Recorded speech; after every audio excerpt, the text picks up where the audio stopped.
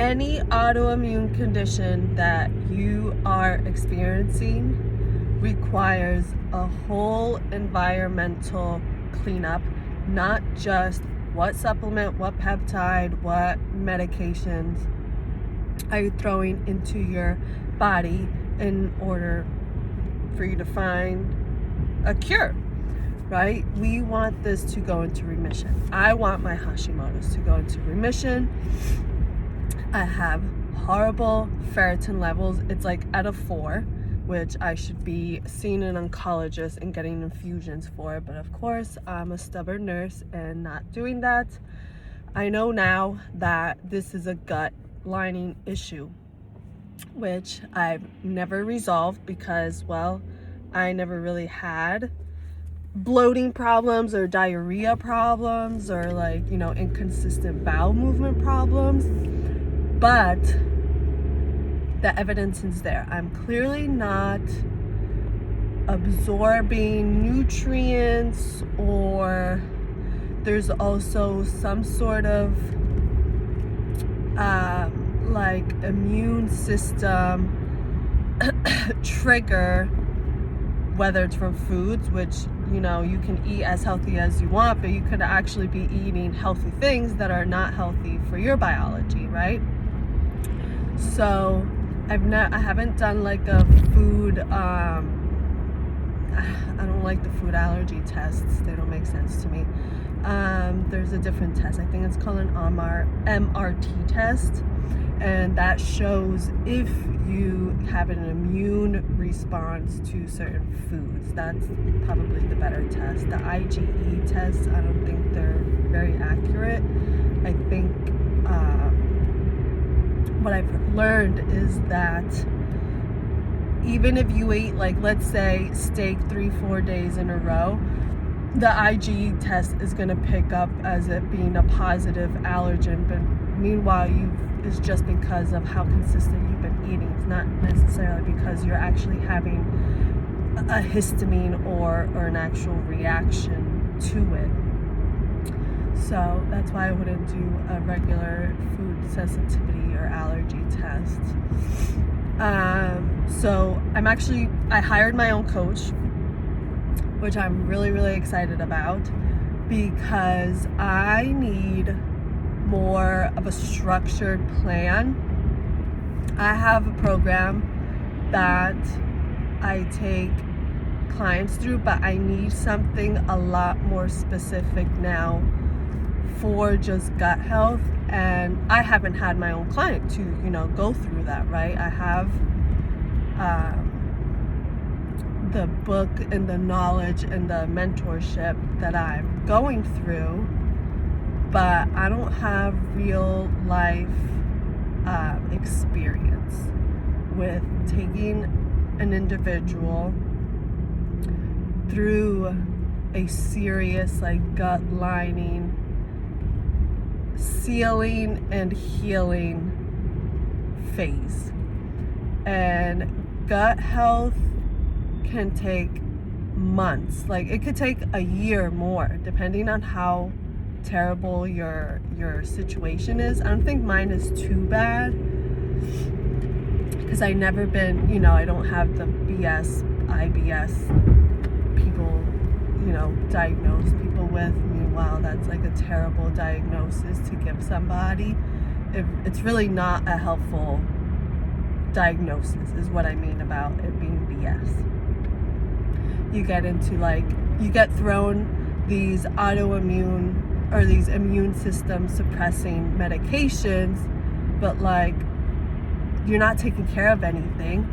You're just taking this medication and then you're still throwing into your body, putting it into an environment where it's just still gonna keep getting flared up, and then you're putting the medication flare, there's no actual remission that can occur with doing that. So I don't want to end up there.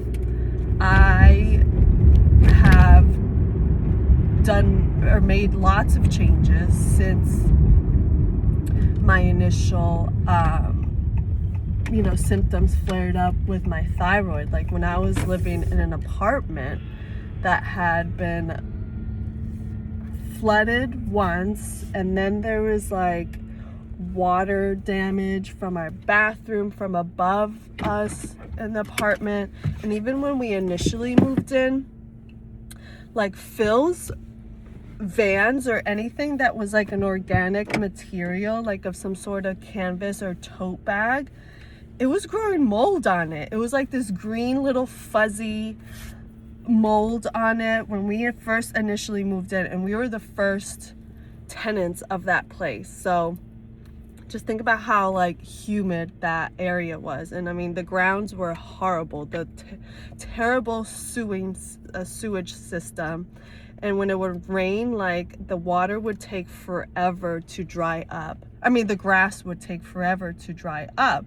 And it was so swampy. Like, you know, when you pass by a swamp or like a lake, you see all the little bugs and everything flying. That's exactly what the field would look like there. So anyways, and it was like dark in there. So terrible environment to be in.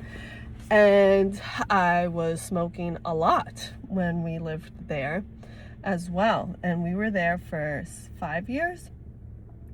And I came to a point where I would go to sleep or lay down in bed, and I can literally feel my thyroid throbbing. Like it would go like wah, wah, wah. It was so bad.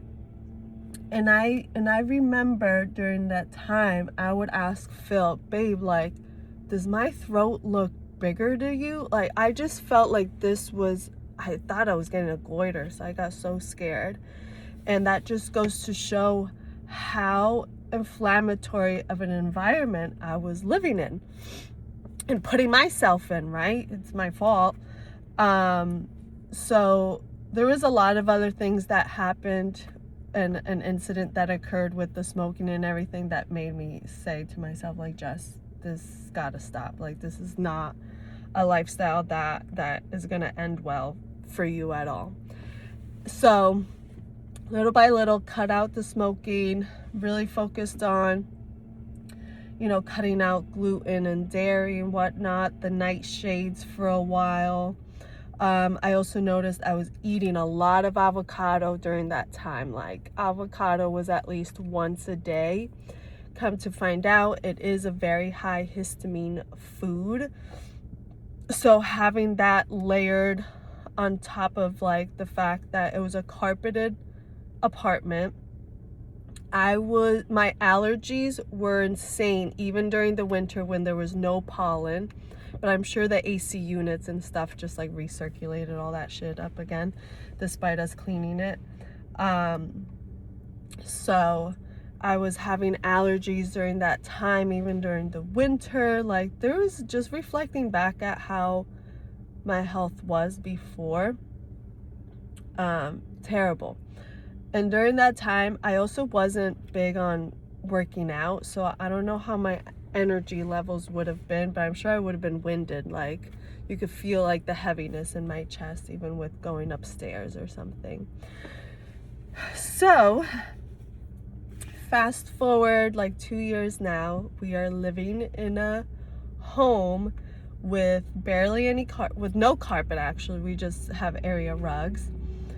And the vent, you could just feel how much cleaner it is in there. I mean, there is it's a very old house. You could tell there was on the ceiling now a little water damage, which I don't know why water damage bothers me so much.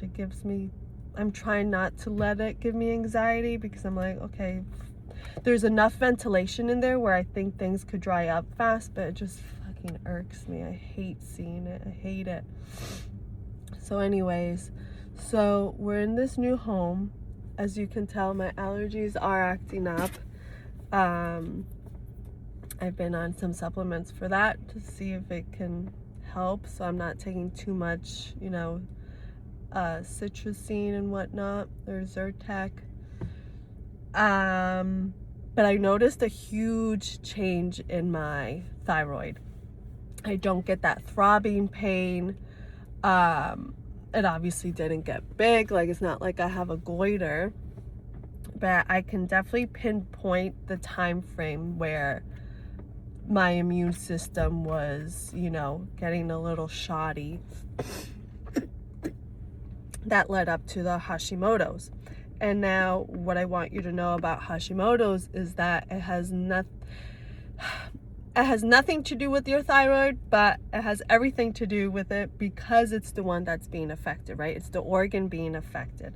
And that's why autoimmune conditions can be a little bit different for everybody. But what caused it and the environment that you are putting yourself in, whether it's lupus, MS, Hashimoto's, what matters is the environment that you are living in that's making that condition exist, right? The terrain that you are putting your body in is what's making that condition flare up. So no matter what medication you put yourself on, supplements, you could do the peptides that help your immune system, you will still be masking things. Just as bad of a rep that, regular conventional medicine, all it is medications and prescriptions and they don't really help. Like functional medicine could just fall into that category just the same, right? There's a lot of practices that are just about the peptides and the supplements. Let's throw them on. Like it's just pushing pills the same way.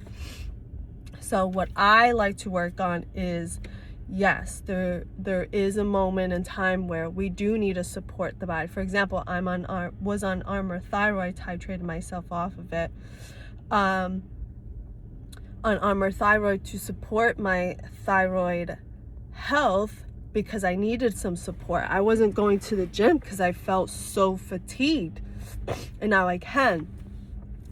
So, but the main background that needs to be an ongoing project is basically fixing the terrain, what environment you're putting your body in. And it's going to be an ever evolving, ever learning thing that just, I've been at this for like 2 years or so now. So it's been a while since this thing has been happening. And now, there's other things flaring up. I swear to God, like you hit 35 or so and other things stop popping up. Like now I know that I even have endometriosis. I went to a fertility clinic recently because, I'm 35, Phil will be 43, and we're obviously trying to have a baby. So I was like, you know what? Let me go see what a fertility clinic is all about. And I knew it was more about like freezing embryos or freezing eggs, but I wanted to see if it also had like a functional, more like, holistic side to it, which it did not. They're literally still calling me. The Chase Bank is calling me so that we could talk about the financial fucking plans for it, which I'm not even going to go through that. It's ridiculous. $21,000 for a cycle of medications for them to pull out an embryo. Like, I'm not doing that. I don't think I've exhausted all my options to go through with that. So anyways, where am I going with this?